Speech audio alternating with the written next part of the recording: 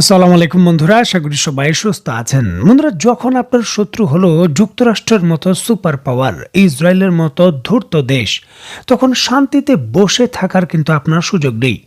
যুদ্ধবিরতি হোক কিংবা যুদ্ধের অচল অবস্থা কিংবা একেবারে শান্তিপ্রিয় সময়, যেই সময়ই হোক না কেন, সকল সময়ে কিন্তু আপনাকে প্রস্তুতি নিতে হবে।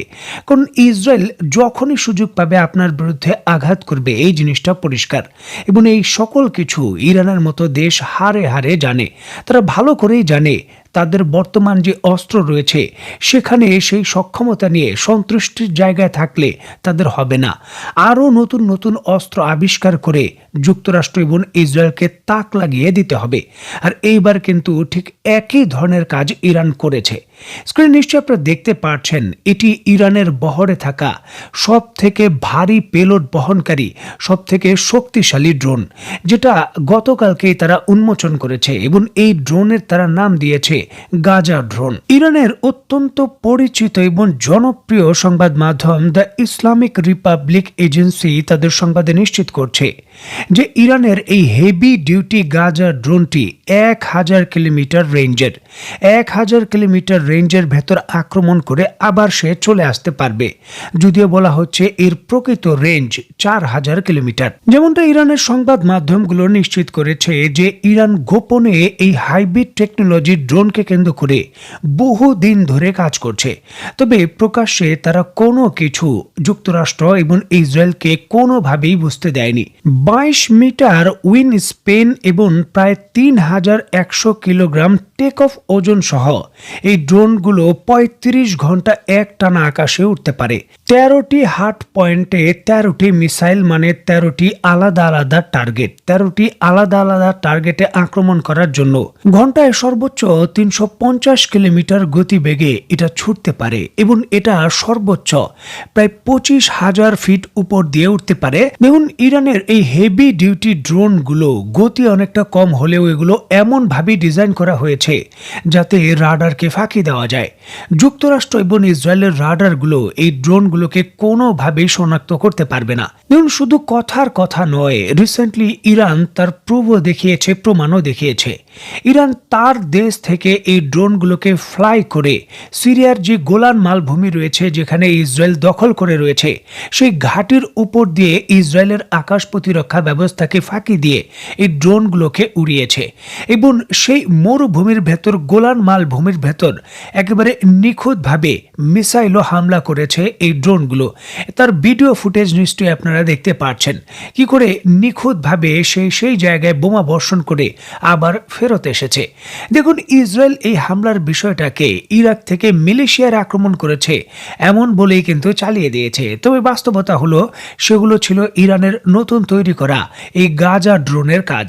দেখুন, ইরান সর্বপ্রথম তার এই ড্রোনগুলোতে এআই টেকনোলজি অ্যাড করেছে, যে এআই টেকনোলজির মাধ্যমে কৃত্রিম বুদ্ধিমত্তার সাহায্যে এই ড্রোনগুলো কিছু কিছু যুদ্ধক্ষেত্রে নিজেই কিন্তু সিদ্ধান্ত নিতে পারে। বিশেষ করে আকাশে উড্ডয়ন অবস্থায় যখন জেট ফাইটার তাকে তাড়া করবে বা কোনো মিসাইল একে আক্রমণ করবে, তখন ডগ ফাইট হিসাবে নিজের আত্মরক্ষার যে স্কেলগুলো রয়েছে সে অটোমেটিক করতে পারবে।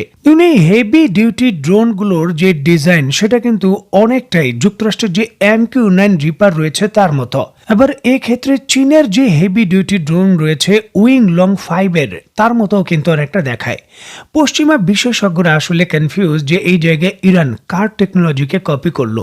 তবে অনেকেই কিন্তু ধারণা করছেন এবং বিশেষজ্ঞরা একমত পোষণ করছেন যে চীনের সহযোগিতায় একটি হাইব্রিড ড্রোন এই জায়গায় চীন তৈরি করেছে, যেটা পশ্চিমা টেকনোলজি, যুক্তরাষ্ট্রের প্রযুক্তির ব্যবহারও রয়েছে, চীনের প্রযুক্তির ব্যবহারও রয়েছে এবং ইরানের বিজ্ঞানীরা এটাকে আরো উন্নত করেছে। দেখুন, আমাদের মধ্যপ্রাচ্যের যে ধনী আরব দেশগুলো রয়েছে, তাদের শাসক এবং তাদের দেশের যে স্ট্র্যাটেজি, সেটা দেখার পর পশ্চিমা দেশের যারা সামরিক বিশেষজ্ঞ ছিলেন তারা কিন্তু হাসাহাসি করতেন যে এই দেশগুলোর আবিষ্কার করার কোনো সক্ষমতা নেই। এরা শুধু পশ্চিমা দেশ থেকে নেবে, যে ধরনের কিছুই হোক নেবে এবং তা দিয়েই কিন্তু বড় বড় কথা বলবে। তবে এক্ষেত্রে ইরান কিন্তু তাদের ধ্যান ধারণা সম্পূর্ণভাবে পাল্টে দিয়েছে। মুসলিম দেশ হিসাবে ইরান নতুন একটা যুগের সূচনা করেছে। এই জায়গায় অবশ্যই আমাদের তুরস্কের কথাও স্মরণ করতে হবে।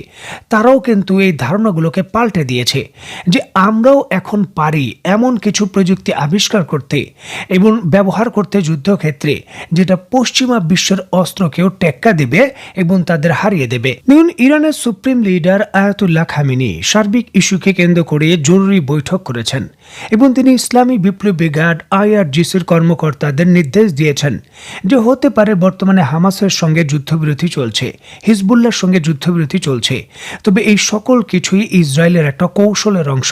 তারা কিন্তু থেমে নেই, তারা তাদের প্রস্তুতি সম্পূর্ণ করছে এবং জোরে সোরে আরো ব্যাপক ভিত্তিতে ইরানকে আঘাত করার প্রস্তুতি নিচ্ছে, যেখানে সরাসরি সহযোগিতা করবে যুক্তরাষ্ট্র এবং ডোনাল্ড ট্রাম্প। সুতরাং আমাদের বসে থাকার কোনো উপায় নেই। আর এই জন্যই ইরান তার যে সর্বাত্মক বাহিনী রয়েছে তাদের ব্যাপক প্রস্তুতির নির্দেশ দিয়েছেন এবং ধাপে ধাপে বিভিন্ন বাহিনীগুলো তাদের সামরিক মহড়াও করছে। ইরানের IRGC নৌবাহিনী এবং পদাতিক বাহিনী আলাদা আলাদাভাবে সামরিক মহড়া করেছে যে যদি সর্বাত্মক যুদ্ধ লেগে যায় বা সর্বাত্মক কোনো সংঘর্ষ হয়, নিজেদের কি করে মোকাবেলা করবে, শত্রুকে কি করে পরাস্ত করবে তার প্রস্তুতি নিয়েছে। যাই হোক, এমতো অবস্থায় আয়াতুল্লাহ খামেনি নির্দেশ দিয়েছেন যে প্রতিবেশী যে দুই দেশ রয়েছে পাকিস্তান এবং আফগানিস্তান, তাদের সঙ্গে যে সকল মতের বিরোধ রয়েছে সেগুলো সমাধান করতে হবে। তাদের সঙ্গে কোনো ধরনের যাতে ঝামেলা না হয় এমন ক্রিটিক্যাল পরিস্থিতিতে সেটা নিশ্চিত করতে হবে। যাই হোক, এরই অংশ হিসাবে পাকিস্তানের সঙ্গে যৌথভাবে ইরান অস্ত্র তৈরির ঘোষণা দিয়েছে। পাকিস্তানের ভেতর কয়েকটি অস্ত্র তৈরির কারখানা তৈরি করবে ইরান, যাতে বড় কোনো যুদ্ধ হলে পাকিস্তান থেকে অস্ত্র তৈরি করে প্রোডাকশন লাইনটা ঠিক রাখা যায় এবং যুদ্ধের অস্ত্রের যোগান দেওয়া যায়।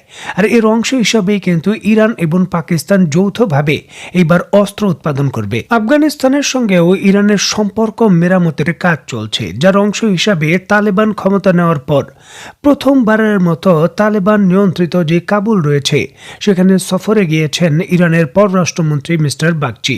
তালেবানদের সঙ্গে ইরানের বহু ঝামেলা রয়েছে। 1990-এর দশকে যখন তালেবানরা আফগানিস্তানের ক্ষমতা দখল করে, তখন তালেবান বাহিনী এই ইরানের দূতাবাসে আক্রমণ করেছিল এবং সেই ঘটনায় দূতাবাসে সবাই নিহত হয়েছিলেন। তার একটা ধাঁচ কিন্তু রয়ে গেছে। যাই হোক, সেখান থেকে এখন সরে আসতে চায় দুই দেশ। দেখুন, নিজেদের শত্রু যখন এক এবং অভিন্ন মানে যুক্তরাষ্ট্র, তখন নিজেদের মধ্যে লড়াই করে লাভ নেই।